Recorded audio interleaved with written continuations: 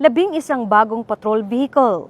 Ipinamahagi ng Misamis Occidental at Lanao del Norte. Ipinamahagi ang 11 bagong patrol vehicle sa Misamis Occidental at Lanao del Norte bilang bahagi ng PNP Modernization Program na layong palakasin ang law enforcement operations, mapabilis ang police response at mapataas ang police visibility sa mga komunidad.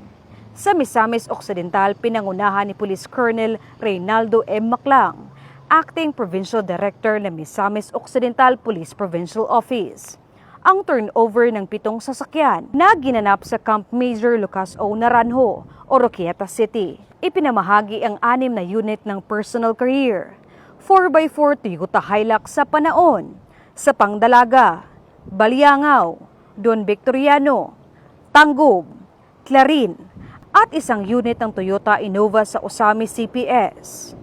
Ayon kay Police Lieutenant Colonel Mardy M. Hortalioza, Deputy Provincial Director for Administration, bahagi ito ng modernization program ng PNP upang mapabuti ang operational mobility at police visibility sa kanilang mga area of responsibility. Samantala, sa Lanao del Norte, pinangunahan ni Police Colonel Leo Suwa, Provincial Director ng Lanao del Norte Police Provincial Office, ang turnover ng 4 na bagong patrol vehicle sa Camp Major Eduardo Caligo Tunog.